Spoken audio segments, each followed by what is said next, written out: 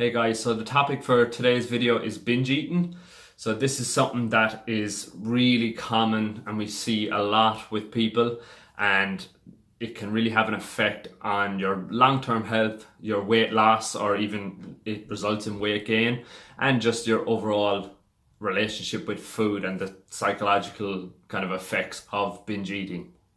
So when we look at binge eating, the first thing we have to do is kind of try and find out the reason why. So there's always going to be a reason why a binge occurs or keeps occurring. And this is the thing, to change a habit, you first must become aware of it. So if you don't know, a lot of people will say, I don't know why I'm binging. So that's the first thing you need to do, is find out exactly why. And this is the thing, it's not like you can just Google why am I binging and you'll know. It's going to be different for different people. So you're going to have to kind of nearly do some investigating into why you are binging, and even kind of look for trends or things that are happening, and then you can kind of find out, okay, this seems to be the problem or the kind of reoccurring problem. First kind of thing I would usually look at is this binge restrict cycle. So this is where people are like really good Monday to Friday, and then the weekend comes and then all hell breaks loose and they just binge eat everything in sight. And what happens then is they'll go on a binge on the weekend, Monday will come, they'll feel guilty, and then they'll try and kind of punish themselves with exercise and heavily restrict food for those few days, Monday to Friday. And then what happens is it's fine for a couple of days. By the end of the week, they're exhausted, they're not eating enough, and then that's when the cravings, the urges to binge kick in.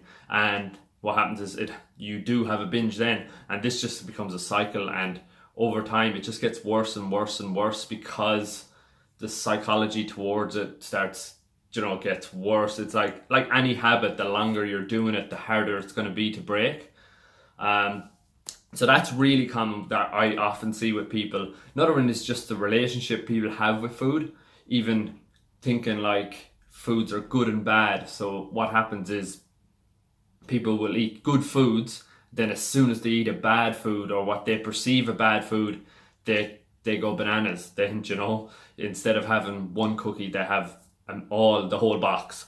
And that's just a mindset towards food, that if you're looking at it in that good and bad, that's why I never try to get people not to look at foods as good or bad, because no food is good or bad. Some foods are better for you, others are worse, depending on the situation. So that's a kind of a mindset towards food. Then there's other factors that can cause a binge, and that's like stress and sleep.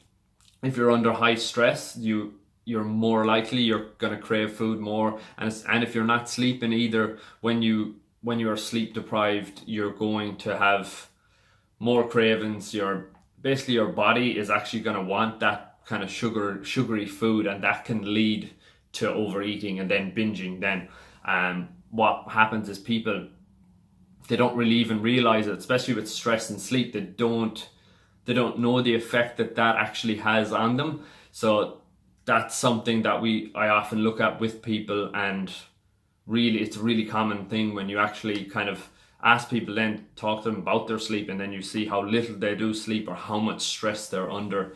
Another one is emotional eating. So it's just your response to any type of emotion is food. You use food as the response. So whether you're happy, if you're happy, you go out and celebrate. If you're sad, you use comfort food. If someone annoys you or you're stressed, you snack at things. So basically your response to any type of emotion is food, and that's something we have to look at then. So that's the first thing, is why are you binging? So once you find out kind of why, then we can look at some strategies on how to improve it. So the first thing is find out why and become aware of it. So once you become aware of it, what you can do then is you can identify the triggers. So we're all going to have different triggers, things that set off this binging pattern. So what you can do is, once you've identified the triggers, and usually there will be some type of common trigger, whether it's a certain food or even an environment, or it could be a person. If this person is annoying you, or you're not getting on with them, and that's the cause, that's what sets you off then. So that's what we have to do, is try and identify the triggers and then remove them. For food, it could be just getting that food out of the house, out of sight, out of mind, that's what they say.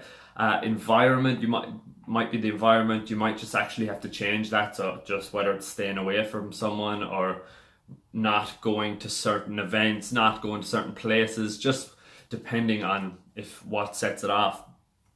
Another thing we can look at doing is basically changing the habit. So what will happen is, there's kind of, with habits, there's a cue, and then there's a behavior, action, and a reward. So for example, the cue might be somebody annoying you or somebody pissing you off, and then the action then is to eat. Then the reward is that momentary satisfaction you get from the food. So what we want to do is change the actual action or behavior while still getting the same reward. So if that's somebody pissing you off, that's the cue. The action then that you take is you're going to get out of the house and go for a walk, and the reward is you still get that satisfaction of, you feel better. So that's what we have to look to do, is change those behaviors over time. Another common method is what's called the HALT method. So HALT. So this is hungry, angry, lonely, tired. Usually binge eating or overeating is caused by one of these things. So when you do get those urges to binge, just kind of stop, think, am I hungry? Am I angry? Am I lonely? Am I tired? Usually it's one of them. And then when you can become aware of it, you know, like, okay, I'm angry now. That's why I usually, dive head first into the ice cream. So I know it. I'm going to change what I'm going to do. Even just talking to someone about it is another thing that can really help. Like, there's helplines. I think there is a helpline in Ireland for it. And I think what happens with people is, binge eating seems, a lot of people are like ashamed of it, or they think it's, they just don't want to say it out and open, or just talk about it to people, when it's not, like, it should be a thing that we're able to talk about, like. And that's, so just talking to someone, even a stranger, sometimes can really help.